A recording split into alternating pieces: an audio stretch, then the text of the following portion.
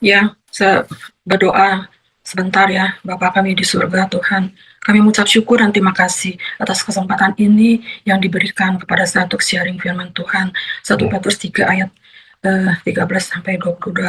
Ya Tuhan, biar kami boleh belajar bersama Tuhan. Roh Kudus pimpin kami semua Tuhan, ya untuk belajar firman-Mu ini. Terima kasih Tuhan, hanya dalam nama Yesus Kristus kami telah berdoa dan mengucap syukur. Haleluya. Amin. Ya, ini 1 Petrus 3 ayat 13-14. Ini pelajaran yang susah ya sebenarnya. Tapi kita boleh belajar ya sama-sama ya. Ya. Satu. Alek baca. Oke. Kita baca ini ada 10 ya. 13. Kita baca satu-satu kebagian ya. Oke, saya mulai ya. Ada di sini. Menderita dengan sabar ayat 13. Dan siapakah yang akan berbuat jahat terhadap kamu jika kamu rajin berbuat baik? Tetapi sekalipun kamu harus menderita juga karena kebenaran, kamu akan berbahagia. Sebab itu janganlah kamu takuti apa yang mereka takuti dan janganlah gentar. Tetapi kuduskanlah Kristus di dalam hatimu sebagai Tuhan, dan siap sedialah pada segala waktu untuk memberi pertanggungan jawab kepada tiap-tiap orang yang meminta pertanggungan jawab dari kamu tentang pengharapan yang ada padamu. Tetapi haruslah dengan lemah lembut dan hormat. 16. Dan dengan hati nurani yang murni, supaya mereka yang memfitnah kamu karena hidupmu yang saleh dalam Kristus menjadi malu karena fitnahan mereka itu. Sebab lebih baik menderita berbuat baik, jika hal itu dikehendaki Allah, daripada menderita karena berbuat jahat. Ya, 18. Sebab juga Kristus telah mati sekali untuk segala dosa kita. Ia yang benar untuk orang-orang tidak benar, supaya ia membawa kita kepada Allah. Ia yang telah dibunuh dalam keadaannya sebagai manusia, tetapi yang telah dibangkitkan menurut roh. Dan di dalam roh itu juga ia pergi memberitakan Injil kepada roh-roh yang di dalam penjara. 20. Yaitu kepada roh-roh mereka yang dahulu pada waktu Nuh tidak taat kepada Allah. Ketika Allah tetap menanti dengan sabar, waktu Nuh sedang mempersiapkan bahteranya, di mana hanya sedikit, yaitu 8 orang yang diselamatkan oleh air bah itu. Juga kamu sekarang diselamatkan oleh kiasannya, yaitu baptisan, maksudnya bukan untuk membersihkan kenajisan jasmani, melainkan untuk memohonkan hati nurani yang baik kepada Allah oleh kebangkitan Yesus Kristus, yang duduk di sebelah kanan Allah setelah ia naik ke surga sesudah segala malaikat kuasa dan kekuatan ditaklukkan kepadanya. Oke, thank you semuanya yang sudah membaca. 1 Petrus 3 ayat 13 dan 14 mengajarkan bahwa orang percaya tidak perlu takut. 1 Petrus 3 ayat 13-14 adalah panggilan bagi orang percaya untuk bersemangat, berbuat baik, dan tidak perlu takut menderita kebenaran. Karena penderitaan tersebut justru mendatangkan kebahagiaan di dalam Tuhan. Ayat 13 menjelaskan prinsip umum bahwa jika seseorang hidup rajin dan sungguh-sungguh berbuat baik, umumnya orang lain tidak akan berbuat jahat kepadanya. Namun jika tantangan tetap ada, itu bukan berarti kebaikan menjadi sia-sia. Ayat 14 menegaskan bahwa sekalipun orang Kristen harus menderita atau dianiaya karena mereka melakukan kebenaran, mereka tetap disebut berbahagia. Firman Tuhan di Matius 5 ayat 10 katakan, berbahagialah orang yang dianiaya oleh sebab kebenaran, karena merekalah yang empunya sorga. Rasul Paulus mengingatkan agar umat tidak takut pada ancaman manusia, Rasul Petrus, dan tidak gentar menghadapi tekanan. Firman Tuhan Yesaya 8 ayat 13 mengatakan, tetapi Tuhan semesta alam, dialah yang harus kamu akui sebagai yang kudus. kepadanya lah harus kamu takut, dan terhadap dialah harus kamu gentar. Pesan utama, berbuat baik tanpa ragu, mengajak umat untuk menjadikan perbuatan baik sebagai gaya hidup, terlepas dari bagaimana orang lain memperlakukan kita. Firman Tuhan ayat Efesus 2 ayat 10 katakan, karena kita ini buatan Allah, diciptakan dalam Kristus Yesus untuk melakukan pekerjaan baik yang dipersiapkan Allah sebelumnya. Ia mau supaya kita hidup di dalamnya. Tidak takut pada penderitaan karena iman bukanlah sesuatu yang harus ditakuti atau disesali, melainkan tanda kesetiaan sebagai pengikut Kristus. Berbahagia dalam kebenaran, mengikuti teladan bahwa menderita demi membela kebenaran bernilai mulia di hadapan Allah. Selanjutnya 1 Korintus ayat 3 ayat 15. Mengajarkan orang percaya untuk menjadikan Kristus sebagai yang utama di dalam hati, selalu siap sedia menjelaskan alasan pengharapan iman mereka, dan menyampaikan semuanya dengan sikap lemah lembut serta hormat. Poin utama arti ayat ini, tetapi kuduskanlah Kristus di dalam hatimu sebagai Tuhan. Menguduskan Kristus di dalam hati, menempatkan Yesus Kristus sebagai Tuhan yang paling berkuasa dan utama atas hidup, pikiran, serta tindakan kita sehari-hari.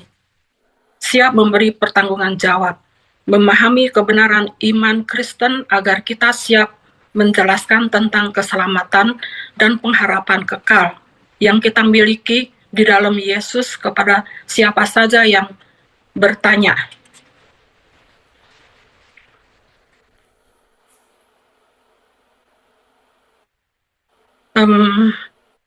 Firman Tuhan ayat 2 Timotius 2 ayat 15 katakan, usahakanlah supaya engkau layak di hadapan Allah sebagai seorang pekerja yang tidak usah malu, yang berterus terang memberitakan perkataan kebenaran itu. Dengan lemah lembut dan hormat, berarti menyampaikan kebenaran iman dan membela keyakinan, kesaksian iman kepada orang lain haruslah dengan kerendahan hati dan penghargaan kepada orang lain. Di Matius 5 ayat 5 katakan, berbahagialah orang yang lemah lembut, karena mereka akan memiliki bumi.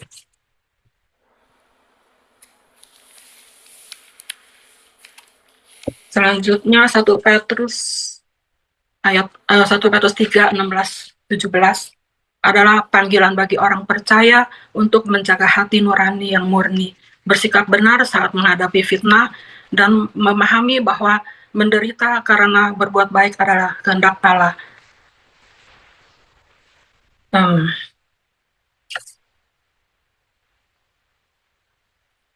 Makna dan pesan utama hati nurani yang murni di ayat 16.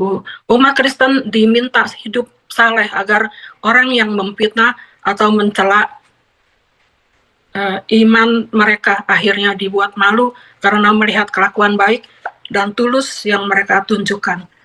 Menderita karena berbuat baik. Ayat 17, jikalau harus mengalami kesusahan, jauh lebih baik menderita karena melakukan kebaikan, seperti yang Tuhan kehendaki, daripada menderita akibat perbuatan jahat diri sendiri. 1 Petrus 3 ayat 18 dan 19 menjelaskan tentang pengorbanan agung Yesus Kristus yang mati sekali untuk dosa manusia dan kemenangannya memberitakan pesan kepada roh-roh di dalam penjara. Ayat ini menegaskan penebusan Kristus bagi orang berdosa serta kekuasaannya atas maut. Kematian pengganti maknanya Yesus yang tidak bersalah dan benar mati menanggung dosa manusia yang tidak benar. Tujuan utamanya membawa manusia yang berdosa kembali kepada Allah. Kebangkitan roh, tubuhnya mati secara fisik, secara daging, tetapi ia dihidupkan kembali di dalam kuasa roh. Makna pemberitaan kepada roh-roh ayat 19. Roh-roh di dalam penjara menunjuk pada makhluk-makhluk rohani atau pemberontak. Sering dikaitkan dengan zaman Nuh.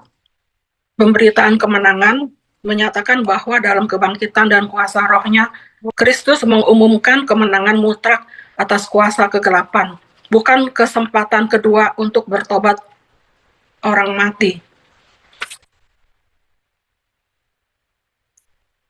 Berbicara tentang kesabaran Allah pada zaman Nuh dan kaitannya dengan pemberitaan kemenangan Kristus kepada roh-roh yang taat. Konteks zaman Nuh, Allah menanti dengan sabar pada zaman Nuh ketika orang-orang tidak taat. Nuh membangun bahtera atas perintah Allah. Hanya sedikit orang, yaitu 8 jiwa yang diselamatkan dari air bah di dalam bahtera tersebut. Kalau mau baca riwayat Nuh di Kejadian 6, 9 sampai 22. 1 Petrus 3 ayat 21 menjelaskan bahwa air bah zaman Nuh adalah gambaran dari baptisan yang menyelamatkan orang percaya saat ini. Keselamatan dalam baptisan bersumber langsung dari kebangkitan Yesus Kristus. Air melambangkan kematian terhadap hidup lama dan keluar dari air melambangkan kehidupan baru bersama Kristus. Rasul Petrus katakan, jadi bukan untuk membersihkan kenajisan jasmani. 1 Petrus 3 ayat 22. Yang duduk di sebelah kanan Allah. Ayat ini menjelaskan kemenangan mutlak kedudukan yang maha tinggi dan kekuasaan penuh Kristus atas dalam semesta. Duduk di sebelah kanan Allah menandakan posisi kehormatan, otoritas tertinggi, dan pekerjaan penebusannya yang sudah selesai.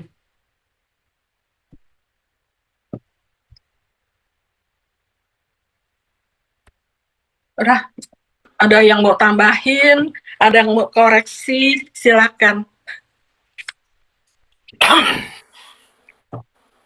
Ya, ini bukan koreksi, sangat bagus itu semuanya. Saya juga dengar beberapa orang di sini, memang sharingnya ini tidak mudah, tidak secara directly itu kita bisa mengerti apa itu. Tapi kalau lihat judulnya aja, untuk saya melihat dari 13 sampai 22, menderita dengan sabar.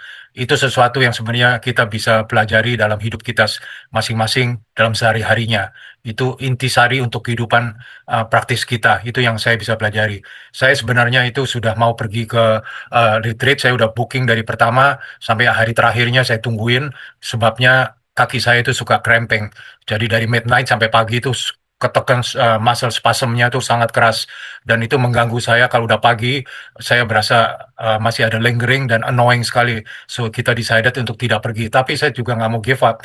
Kalau sampai ada tempatnya tuh masih di holding sama si Rini, dan saya pikir saya juga mau nih bagaimana caranya untuk menghubungkan menderita dengan sabar. Itu sebenarnya sesuatu yang susah untuk kita menjalankan dalam hidup kita, nggak cuma soal sakit yang menderita aja, tetapi kesakitan maksud saya yang menderita, tapi juga dalam segala hal ya. Kita tuh dipelajarin sama Petrus di sini ya, kita tuh harus benar, kita tuh bisa memakai kita punya kerohanian kita tuh. Yesus saja itu menderitanya bukan main, bagaimana kita bisa rasakan dan kita sendiri juga bisa mempraktekkan, oh kalau Yesus bisa gitu kenapa kita nggak bisa. Tapi tidak dengan mudah gitu aja. Itu susahnya di dalam sharing yang soal ini gini-gini tuh, kita masih mengerti akan ayat-ayat yang sudah dibicarakan sama tadi Alex sama Ingrid, ya, bahwa dari 13 sampai 22 atau 13 sampai 17 itu bagaimana respons kita tuh menghadapi penderitaan. Jadi jangan takut, kuduskan Kristus, siap bersaksi, sikap yang benar, itu yang saya catat di sini. Jadi memang itu sesuatu yang kita mesti bisa menerima itu dalam kehidupan kita. Itu buat saya ya semua. Dan juga ayat 18 sampai 20 itu bagaimana hidup dengan seperti Yesus itu teladan hidup untuk kita yang tertinggi. Jadi nggak ada lagi yang lebih dari dia, yaitu penderitaannya Kristus, kemenangan roh, di mana dia bisa dengan roh itu dia bisa memenangkan segala rintangan hidup. Jadi kita juga masih bisa punya kesabaran pada Allah untuk kita bisa mengerti itu. Kita mesti punya kesabaran, maka itu menderita dengan sabar, kan nih judulnya begitu. Ya juga yang terakhir itu mungkin yang paling susah untuk dihubungkan, soal ayat 21, 22. Kiasannya itu yaitu soal baptisan, kemenangan dalam iman. Ya itu memang ngomongin soal air bah segala itu lama sekali itu bikin kapalnya, tapi hanya sekian saja orang yang bisa menerima keselamatannya itu. Dan itu juga bagaimana kita dalam hidup ini untuk kita bisa merangkum semuanya ini, semua pelajaran-pelajaran kita pelajari, terutama Petrus ini yang tidak mudah untuk kita bisa jalankan ya, tetapi kita tuh berusaha saja, kita tetap stick around dengan firman-Nya Tuhan, apa yang kita selalu kebiasaan kita di rumah tuh untuk pelajarinya bagaimana, itu menolong kita sebenarnya. Seperti saya juga pikir, ingat bilang, udah jangan dipikirin gitu-gituan. Betul, emang itu ngomong manusia enak, sakit-sakit jangan dipikirin. No, saya nggak mikirin, tapi saya cari jalan keluar, yaitu melalui ini semua. Kalau kita bisa punya tool dari ayat-ayat yang kita pelajari, itu sesuatu yang sangat menguntungkan buat hidup kita. Ya itu saja yang saya bisa tambahkan, maksudnya tuh bukan tambahkan ya, tapi pengalaman saya. Jadi ya memang saya sekarang tuh lagi rasanya gitu, karena efek dari obat-obatan saya gitu, obat jantung lah kalau kalian mau tahu, itu sama obat pengencer darah itu yang menyebabkan saya begitu. Ya saya sudah juga punya kayak magnesium itu bagus, tapi biar meminum sebanyak-banyaknya juga nggak bisa. Itu nanti gimana itu? Ini kan pengaruhnya ada lagi. Ya semacam kayak gitulah struggling yang orang yang mengalami sesuatu. Nggak cuma soal sakit ya, tapi apapun lah itu. Ya baguslah itu Ingrid ya, kamu juga memecahnya kan semua ayat-ayat itu, pengertiannya dalam membantu kita. Terima kasih. Ya, terima kasih atas kesaksiannya, bagus sekali. Emang betul, Steve, kalau Ya. bangun tidur kaki cramping tuh, aduh bukan main sakitnya. Saya Itu juga sangka benar-benar itu semua orang kok nggak Saya punya juga sakit. begitu. Iya, saya ngomong sama siapa waktu itu, Rini. Oh, kamu gitu ya? Oh, saya nggak sangka Rini kan sehat semuanya. Banyak orang sehat tuh juga kena begitu. Jadi saya juga belajar-belajarin. Memang itu nggak diketahui kenapa, tapi ya pokoknya kita atasilah di dalam mental kita. Yang saya ngomongin kan rohani. Jadi biar kita bisa nggak putus asa ya rasanya. Kalau udah gitu suka rasanya kan, aduh kenapa gua gini, putus asa gitu. Itu nggak baik sebenarnya. Jadi gitu aja lah. Thank you. Iya, setiap kalau kita ini sekarang pelajaran ini nih semua sebenarnya pelajaran Kristen dewasa ya. Yeah. Jadi tadi Ingrid sama Steve tuh kasih contohnya, Ingrid itu sudah memberikan dasarnya ya.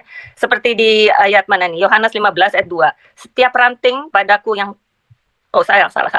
Bahwa kamu sudah berbuah banyak. Tetapi kamu sudah berbuat banyak, tetapi kamu masih dipotong lagi supaya berbuah lebih banyak lagi. Kayak penderitaan itu ada macam-macam, seperti Steve itu kaki ya.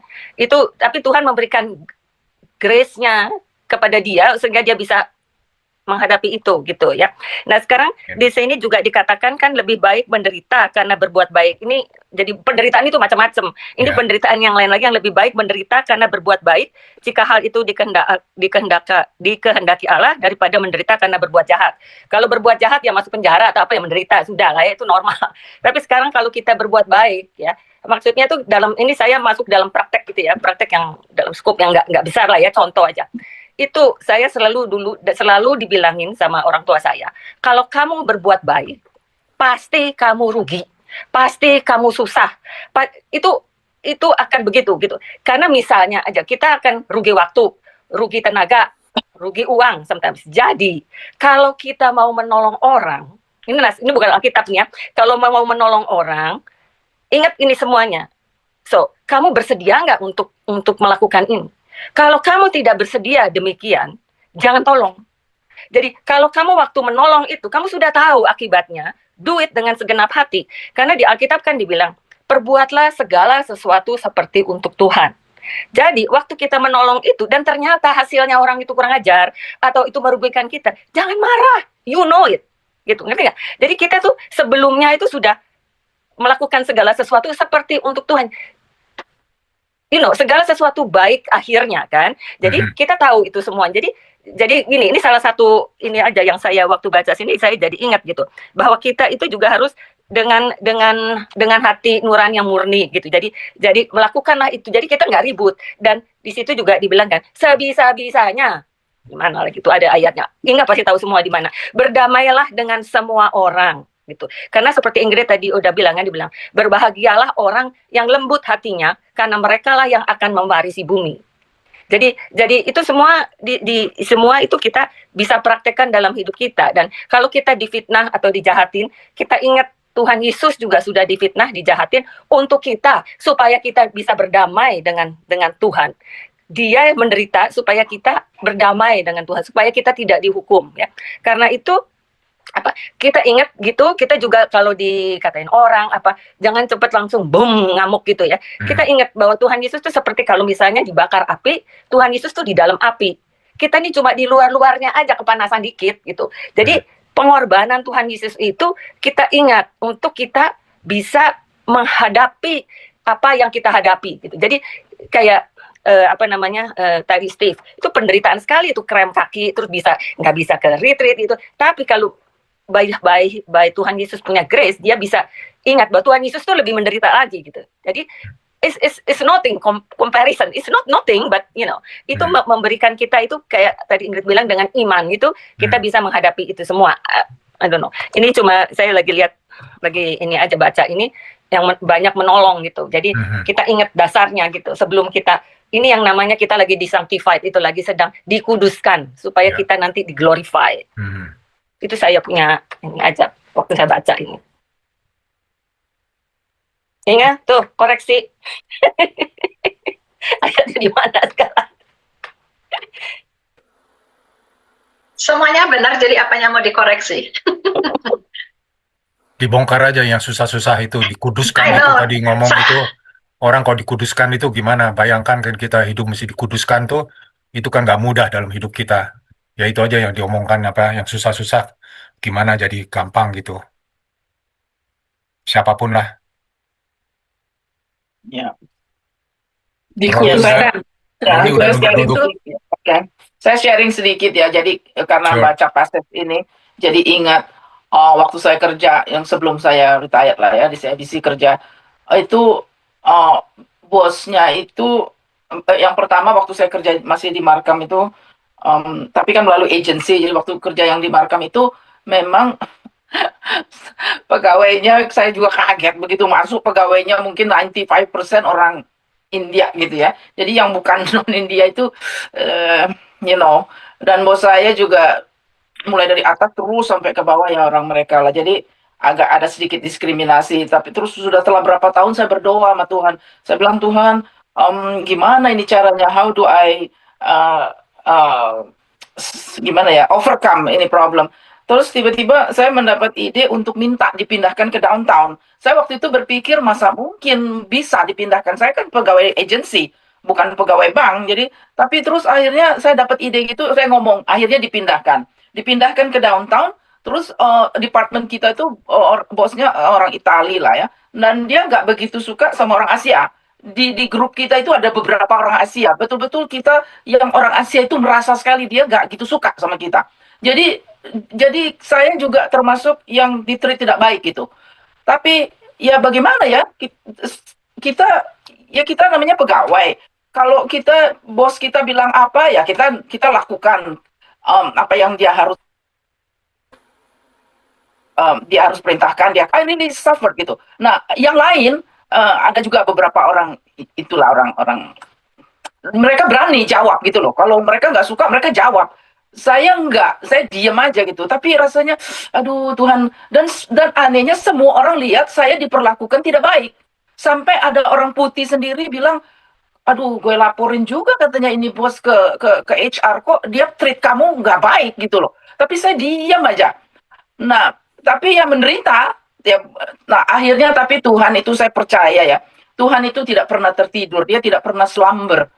Jadi akhirnya nggak tahu bagaimana, akhirnya ini orang bos saya itu dipindahin ke tempat lain. Kita semua, the whole department itu happy sekali gitu, dia akhirnya dipindahin ke tempat lain. Aduh, terus tunggu, masih bos saya yang lama itu, jadi setiap tahun kan kita dapat bonus. Aduh, pernah sampai satu kali semua orang satu-satu dipanggilin, dikasih amplop, ini bonus. Yang terakhir udah hampir jam 5 sore, saya nggak dapet. Jadi saya tanya sama teman saya, aduh saya mesti gimana nih? Dia bilang, kamu pergi ke kantor dia. Aduh, saya takutnya bukan main. Padahal itu hak saya kan. Akhirnya saya besok pagi saya pergi ke kantor dia gitu. Saya bilang sorry, saya bilang apa ada envelope untuk saya? Dia cuma buka lacinya, oh ya ada, terus dia kasih gitu loh. Padahal itu kan hak saya. So anyway, akhirnya dia dipindahin. Terus akhirnya kita dapat bos baru. Oh, pernah juga, sorry saya mundur ceritanya. Pernah juga satu kali dia kasih saya amplop bonus sambil ngomong gini. Ya, dia bilang kamu cuma dapat segini. Kan waktu itu kamu bikin salah. Saya diam aja. Habis mau bagaimana gitu ya. Dan saya bukan tipe orang yang talk back gitu. Kalau itu saya prefer ya sudah diam aja. Akhirnya dia pergi, terus dapat bos baru. Aduh, ini bos baru baiknya bukan main. Seluruh departemen suka sama dia. Baik sekali. Dia men-treat kita itu bukan sebagai number. Dia treat kita as a person gitu. Nah, terus akhirnya saya udah decide udahlah. Saya mau retire aja. Waktu itu Daddy juga udah pass away, saya mau temenin Mami. Would you believe, mulai dari Desember, Januari, Februari, March. Masa saya dikasih increase 3 kali? Itu kan nggak mungkin gitu loh. Waktu itu kita kerja dari, semua kan work from home. Dia call saya, aduh, kita biasanya kalau di call sama bos kan, aduh. Terus dia langsung bilang, I wanna increase your salary. Oh ya oke, terima kasih.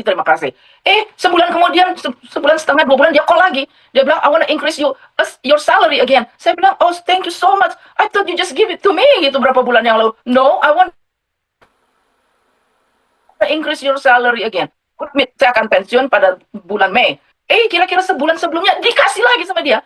Baik sekali. Malah dia bilang gini, ya I give you more katanya. Supaya nanti waktu kamu saya akhirnya dapat full time position itu telat. Jadinya walaupun saya kerja di sana udah lama, tapi karena ditahan terus, dia bilang, tapi akhirnya saya dapat full time position. Terus dia bilang gini, iya, dia bilang, I give you again more increase, supaya dia bilang nanti waktu kamu dapat retirement dari company itu agak a little bit better gitu. Jadi saya saya senang kita membahas ayat-ayat firman Tuhan yang memang benar. Nggak gampang ya, kita menderita dengan sabar itu sungguh nggak gampang, tapi hang on dengan firman Tuhan, kita kan anak-anak Tuhan. Terima kasih ya untuk sharingnya dari teman-teman juga. Ini contoh sedang dikuduskan. Itu Melanie sedang, itu yang sedang dipisahkan, sedang disanctify, sedang dikuduskan. Ini seperti setiap ranting padaku yang tidak berbuah dipotongnya, dan setiap ranting yang berbuah banyak dibersihkannya supaya lebih banyak berbuah. Jadi dengan ini kan Melanie belajar lebih sabar, lebih mengenal lagi Tuhan siapa. Terus kita dipotong sakit, tapi supaya berbuah banyak. Jadi buahnya makin menjadi, kalau kita dalam hal itu, kita harus tahu gitu bahwa oh ya ini kita sedang menjadi lebih dewasa, sedang dikuduskan, sedang disanctify, supaya kita lain dari yang lain. Kan kita nih peculiar people, somewhere like that ya. Kita lain dari yang lain. Orang lain digebuk balik. Kita digebuk malahan kita memberkati mereka gitu. Jadinya ya ini bagus sekali contohnya, Mel. Ya, saya melihat ya emang di sini Petrus itu lagi benar-benar nekanin terus tentang menderita karena kebenaran. Ya kan seperti yang kita lihat di Petrus 2:21 ya, juga dia udah bilang, sebab untuk itulah kamu dipanggil, karena Kristus pun telah menderita untuk kamu dan telah meninggalkan teladan bagimu supaya kamu mengikuti jejaknya. Ya dicaci maki, ya tidak membalas, ya menderita, tidak mengancam, tetapi menyerahkannya kepada Dia yang menghakimi dengan adil. Ingat nggak? 1 Petrus 2:21 sampai 24. Itu semuanya itu, jadi ini kayak diulang lagi. Lantas kan dia bilang adalah kasih karunia kalau kita bisa menderita, sebab emang sebetulnya cara kita dikuduskan, cara kita jadi lebih dewasa itu satu-satunya dengan kesengsaraan. Kesengsaraan itu membawa kita kepada holiness. Sebetulnya dari Yesaya 48 ayat 10. Yesaya 48 ayat 10. Itu saya bacain deh ya, kalian kalau ini catat aja. Sesungguhnya aku telah memurnikan engkau, namun bukan seperti perak, tetapi aku telah menguji engkau dalam dapur kesengsaraan. Jadi emang lantas di Ibrani 12 ayat 11, Memang tiap-tiap ganjaran pada waktu diberikan tidak mendatangkan sukacita, tetapi duka cita. Tetapi kemudian ia menghasilkan buah kebenaran yang memberikan damai kepada mereka yang dilatih olehnya. Ibrani 12:11. Makanya yang saya bilang itu di 1 Petrus 2 ayat 19, Petrus mengatakan adalah kasih karunia jika seorang karena sadar akan kehendak Allah menanggung penderitaan yang tidak harus ia tanggung. Jadi temanya itu diulang-ulang gitu ya, jadi supaya kita masuk banget gitu ya. Sebabnya emang kalau kita ngelihat sebetulnya di khotbah Yesus yang di bukit, itu khotbah yang very dalam, itu kan di Matius 5, 10, 11, 12, itu kamu udah ingat kan yang berbahagialah orang dianiaya oleh kebenaran, karena mereka lah yang punya kerajaan surga, berbahagialah kamu, karena kamu dicela dan dianiaya, itu Yesus bilang, dan kita bisa ngelihat, makanya di kisah para rasul, ini murid-muridnya itu udah nancep banget. Ini makanya Petrus ngomongin lagi dalam suratnya. Sebab kalau kita lihat di kisah para rasul 5, 40, 41, 42 ya, itu waktu mereka diadili sama mahkamah agama mereka, lantas mereka, itu mahkamah agamanya, memanggil rasul-rasul itu lalu menyesah mereka. Jadi disiksa dulu dan melarang mereka mengajar dalam nama Yesus. Sesudah itu mereka dilepaskan. Tapi di 41, rasul-rasul itu meninggalkan sidang mahkamah agama dengan gembira. Karena mereka telah dianggap layak menderita penghinaan oleh karena nama Yesus. Jadi saya lihat ya, kesengsaraan itu, dibilang juga kasih karunia semua, selain membuat kita lebih dewasa, mempunyai hati nurani yang lebih suci, menjadi holiness, tetapi pada umumnya disertai dengan berkat Tuhan bila kita menghadapinya dengan benar. Seperti saya melihat kayak tadi Melanie cerita, Toto dia dinaikin 3 kali. Saya melihat yang saya sering cerita di Sadrak Mesak Abednego, masukin api, tapi keluar pangkatnya dinaikin. Dan selain itu juga nama Tuhan dimuliakan. Jadi kalau saya seringnya, kalau ditipu orang, dikeselin, saya selalu mikir, saya mesti benar, saya mesti yang benar, sebab saya lagi ngeliat Tuhan lagi sediain berkat apa ya di belakangnya. Tapi itu sebetulnya adalah tambahannya. Tapi emang nomor 1 untuk kita jadi lebih dewasa dan lebih sempurna. Tadi itu Sadrak, Mesak, Abednego itu baru tadi mau ngomong waktu kita di api itu kan 3 orang, Sadrak, Mesak, Abednego yang dibakar. Tapi kan ada 4 orang di dalam api itu jadinya kan. Jadi pada waktu kita menderita sekali, waktu kita dibakar sekali, itu kita melihat Tuhan. Itu kita melihat, ya nggak tahu gimana bilangnya ya, melihat Tuhan. Jadi Tuhan itu ada bersama dengan kita. Kita akan jadi lebih kenal Tuhan. Kita akan melihat Tuhan itu di situ gitu menolong kita. Jadi itu ingat. Jadi jangan terus marah-marah atau apa ya lah Tuhan sih di mana kok nggak adil gitu. No, He's there with you. Kita akan merasa gitu. Kita akan melihat dan menolong. Tuhan akan menolong di situ. Itu ingat itu. Saya ingatnya SMA. Ada situ. Itu yang saya mau iniin ya, betul itu. Jadi kita harus dari hari ke hari menjadi dewasa, jangan terus baby Kristen ngomel aja, sedikit susah marah, sedikit ini komplain gitu. Iya, ingat aja kalau kita waktu dari dulu nggak mau ikut ujian, kita tuh di SD terus nggak bisa sampai universitas, apalagi jadi dokter. Kan buat naik itu selalu mesti ada ujian, itu udah ininya. Kalau saya bilang itu kata yang gampang kalau buat saya, jangan pernah kalau ngomong sama orang itu talk back. Kalau talk back itunya tuh malah merusak semua itu, jadi nggak bisa kudus atau nggak gaji nggak naik gitu. Saya juga punya pengalaman begitu juga kayak Melanie. Kalau nggak bilang tanya tuh lo nggak dinaik-naikin, aduh susah buat saya nanya gituan. Itu jadi saya belum Kristen loh itu. Ya, jadi akhirnya benar memang saya nggak talk back, memang saya nggak senang talk back gitu. Jadi akhirnya tuh itu merusak kita punya kekudusan ya, semua itu yang tadi diomongin gitu, itu paling gampang. Talkback itu paling nggak enak. Siapa lagi? Roni udah nunduknya sampai ke depan. Ya, ayo Ron, sekalinya datang mesti bagi-bagi berkat. Sebenarnya kalau dilihat dari perikop sebelumnya, kasih dan damai, itu yang dilakukan Melanie itu ada di situ semua. Ya, situ kasih dan damai dari 1 Petrus 3 ayat 8 sampai 12. Dan akhirnya, hendaklah kamu semua seia sekata, seperasaan, mengasihi saudara-saudara, penyayang dan rendah hati. Dan janganlah membalas kejahatan dengan kejahatan, atau caci maki dengan caci maki. Tapi sebaliknya hendaklah kamu memberkati, karena untuk itulah kamu dipanggil, yaitu untuk memperoleh berkat. Sebab siapa yang mau mencintai hidup dan mau melihat hari-hari baik, ia harus menjaga lidahnya terhadap yang jahat, dan bibirnya terhadap ucapan-ucapan yang menipu. Ia harus menjauhi yang jahat dan melakukan yang baik. Ia harus mencari perdamaian dan berusaha mendapatkannya. Sebab mata Tuhan tertuju kepada orang-orang benar, dan telinganya kepada permohonan mereka yang minta tolong. Tapi wajah Tuhan menentang orang yang berbuat jahat.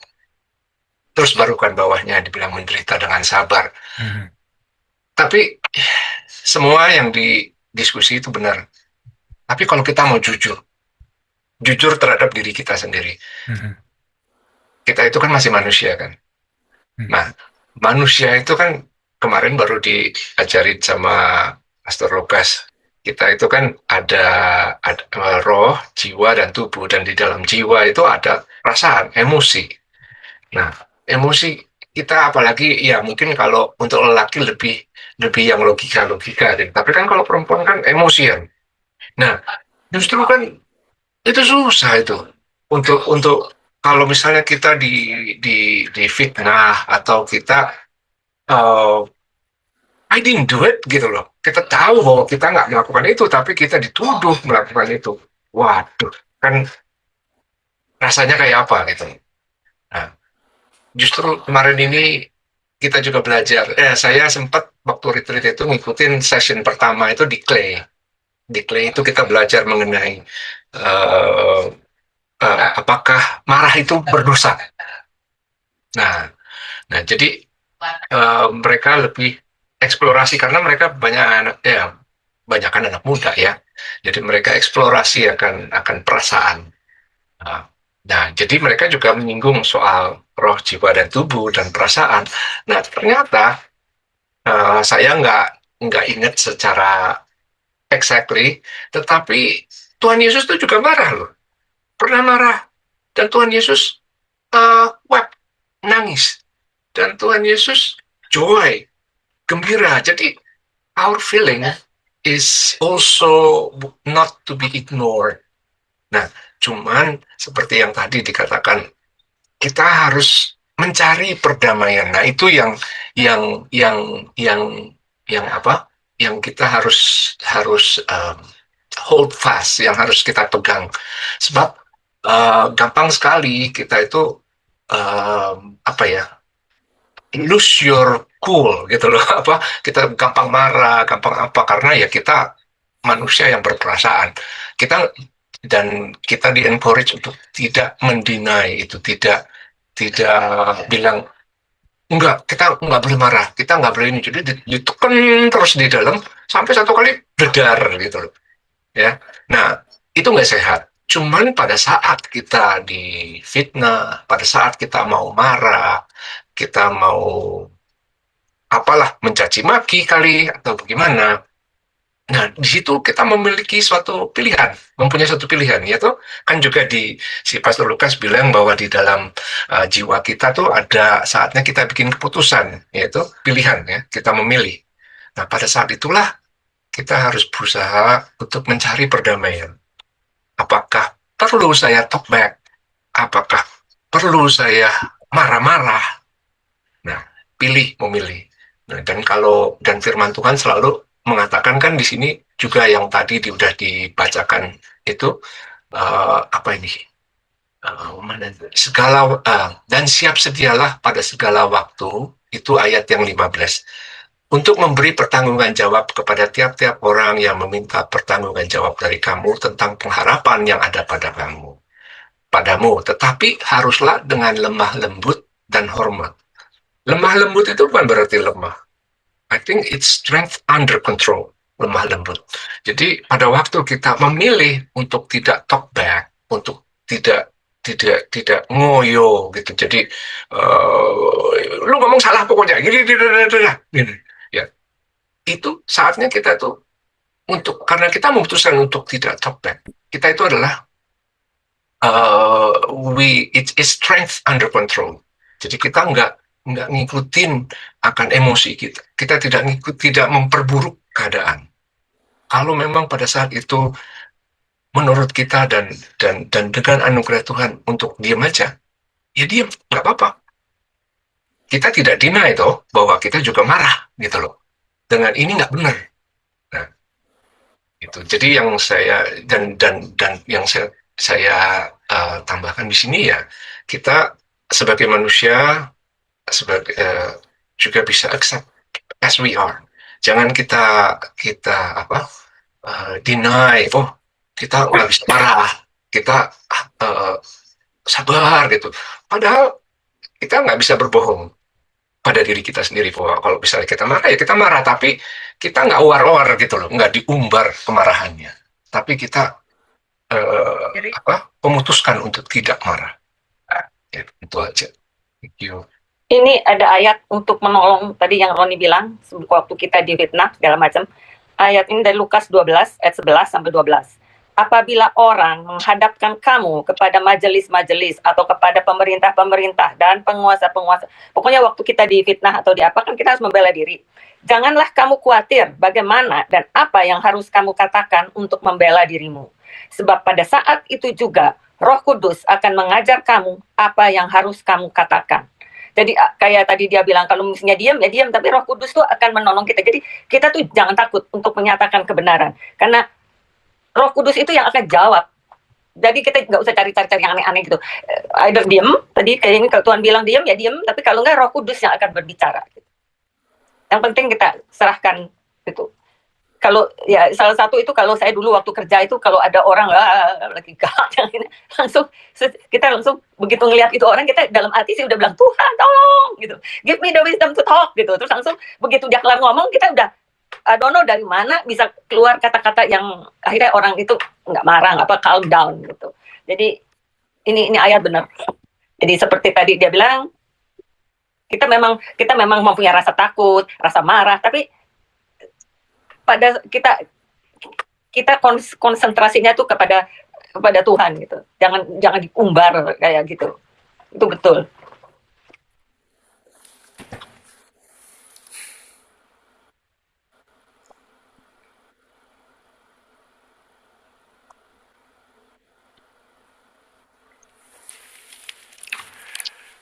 Mungkin saya boleh tambahkan.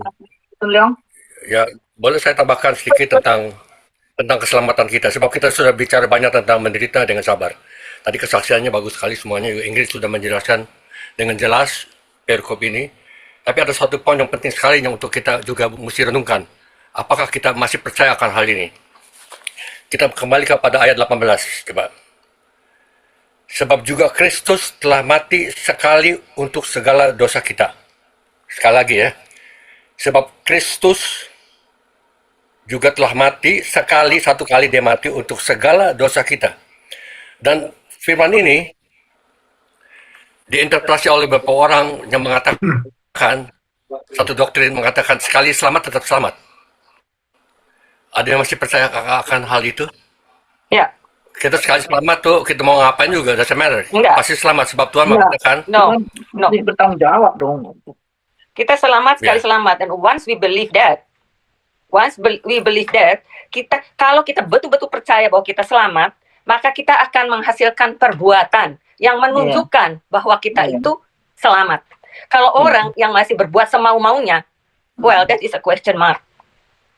Ya, itu betul. Jadi ada orang masih percaya bahwa dia sekali selamat itu karena Yesus selamati sekali untuk dosa kita. Jadi dosa kita dari past, orang-orang yang lahir sebelum kita, 2000 tahun yang lalu, yang lahir sekarang, in the present, dan the future, itu semuanya udah diampunin. Itu betul dari sudut Tuhan. Semuanya yang percaya yang akan lahir 1000 tahun dari sekarang, percaya kepada Yesus, bahwa Yesus telah mati satu kali untuk dosa mereka juga. Jadi siapa yang percaya itu akan selamat. Itu betul dari sudut Tuhan. Tetapi dari sudut manusia itu ada beda. Tuhan sudah katakan, kerjakanlah keselamatanmu. Filipi 1:2 ayat 12 ayat 12. Ya, Filipi 2:12. Ya. Filipi, ya. Ini kita perlu, di sini ayatnya mengatakan, hai saudaraku yang kekasih, kamu senantiasa taat, karena itu tetaplah kerjakan keselamatanmu dengan takut dan gentar. Jadi kita perlu menjaga keselamatan kita agar kita tetap selamat. Jadi kita nggak seenaknya berbuat dosa tiap kali dosa karena kita pikir Yesus sudah mati untuk dosa kita. Itu betul. Tapi bisa juga kita jadi murtad. Itu jelas di Ibrani 6 ayat 4 kalau nggak salah. Ibrani 6 ayat 4. Kalau saudara baca itu bicara tentang orang yang murtad. Iya. Ini di sini kayaknya nih. Ibrani 6 ayat 4 itu bicara begini. So mereka yang pernah diterangi hatinya itu orang yang percaya, yang pernah mengecap karunia surgawi, yang udah menikmati berkat Tuhan, yang pernah mendapat bagian dalam Roh Kudus, itu semuanya udah penuh dengan pelayanan dalam Roh, dalam segala macam, dan mengecap firman yang baik dari Allah dan karunia-karunia dunia akan datang. Namun yang murtad lagi, nah ini dia nih. Ini orang yang udah menerima Tuhan, murtad lagi, tidak mungkin dibaharui sekali lagi sedemikian hingga mereka bertobat. Sebab mereka menyalibkan lagi anak Allah bagi diri mereka dan menghinanya di muka umum. Mereka menyalibkan Tuhan kedua kalinya itu nggak mungkin, saudara. Tuhan Yesus sudah mati untuk menyelamatkan dosa kita dari past, present, and future. Itu untuk orang-orang yang akan datang, itu sudah betul. Kalau kita percaya Tuhan, kita selamat. Tapi kita tetap harus menjaga keselamatan kita. Sehingga apa yang kita lakukan sekarang itu kita pertanggungjawabkan kepada Tuhan nantinya. Itu aja saya mau tambahkan, sebab penting sekali kita mengerti ya. Ada soalnya masih di ICCC pun yang masih percaya bahwa sekali selamat tetap selamat. Ini saya dengar dari beberapa orang udah ngomong. Ya, itu kurang jelas. Soalnya Ibrani itu dikatakan barang siapa yang mengecap, itu baru mengecap, but not dwell in you. Jadi ini ada orang-orang yang cuma ngomong aja. Kita kan nggak tahu hati mereka. Kita bisa melihat dari perbuatan mereka. Mereka sudah mengecap kebaikan Tuhan. Tapi Mazmur berapa? Ingat selalu bilang, you have to dwell. Siapa yang dwell in the most highest? 91. Ya, Ayat 1. Kita ini harus dwell there. Tapi kalau cuma mengecap, jadi untuk orang-orang yang baru mengecap dan tidak tinggal dan tidak menghasilkan buah, iya belum selamat. Ya maksudnya itu bisa hilang memang. Karena mereka pikir mereka sudah selamat, tapi sebenarnya mereka itu belum selamat. Karena buahnya nggak ada. Iya, kalau ditabok, mereka nabok balik. Ya gimana dong? Mereka korupsi, mereka bohong. Tapi saya percaya saya anak Tuhan, saya percaya Tuhan Yesus sebagai Tuhan dan Juru Selamat.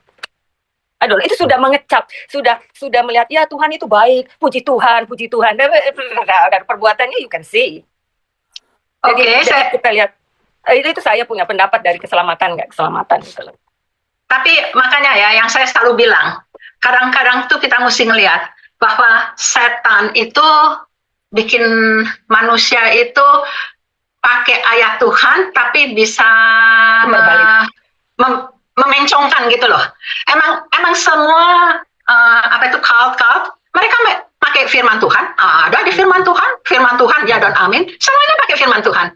Tapi makanya yang saya selalu bilang, biarlah kita tuh kalau dalam firman Tuhan kita membaca seluruh firman Tuhan. Jangan satu, lantas itu terus yang ngomongin. Ya, sebab kayak juga kasih karunia, itu juga banyak yang dibengkokin.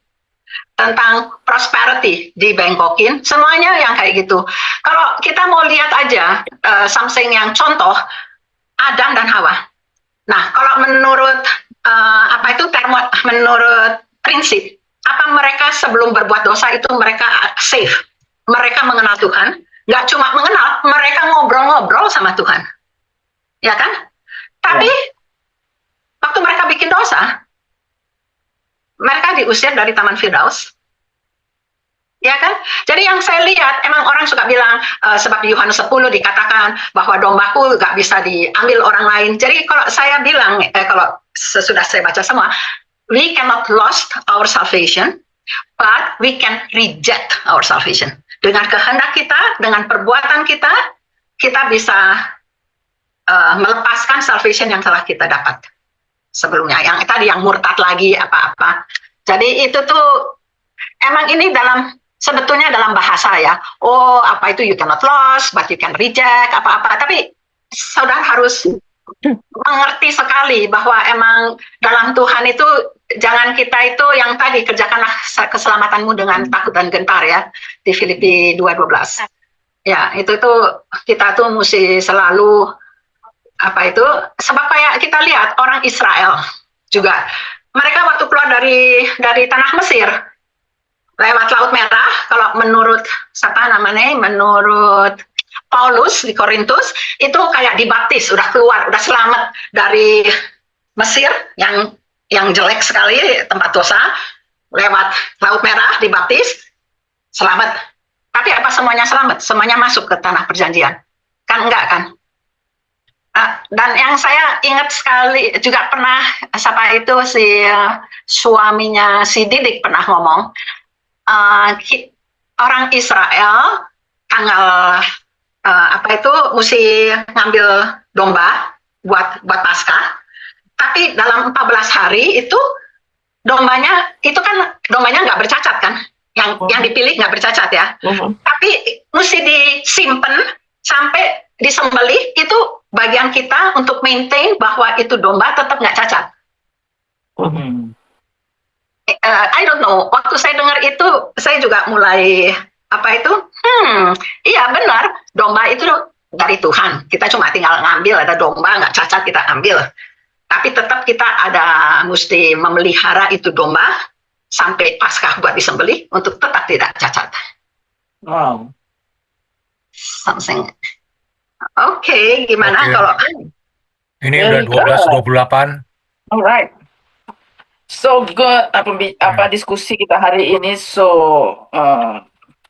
Doanya saya sangka saya lebih ngeri loh, saya sangka bakal nanya tentang roh di penjara, tentang orang raksasa, saya sampai penghakiman, semua saya sampai belajarin. Tapi yang terutama emang ini yang terutama sebetulnya. It's true though, it's so true. I agree with you too, Inge. Memang hari ini kelihatannya kita lebih banyak membahas hal-hal yang daily living, yang memang kita harus jalani setiap hari ya. It's so good. Thank you, Alex, Ingrid yang sudah leading kita di dalam fellowship hari ini. Jadi kalau saya boleh bilang, summarize yang kita boleh ambil pada pelajaran hari ini adalah summarize-nya adalah menasehati orang percaya untuk tetap berbuat baik dan meneladani penderitaan Kristus yang membawa kemenangan. Kita punya Zoom yang berikut adalah August 26, right? Ya, praise worship Medi. And ini suaminya si Kim. Suaminya si Suaminya Syuhyang. Sebagian kelihatan cuma Syuhyang, tapi lantas keinget namanya. Tolong sampaikan. Nobody remember my name. Cuma dia semua. Oh, ini Kim. Oke, salam dari kita semua ya. Tolong dia diingatkan ya. Oke, kita akan tutup. Kita akan tutup. Kita akan doa ya. Oke, let's pray. Bapa kami yang di dalam surga, kami datang padamu lagi Tuhan untuk mengucap syukur Tuhan, yang sungguh-sungguh luar biasa Tuhan.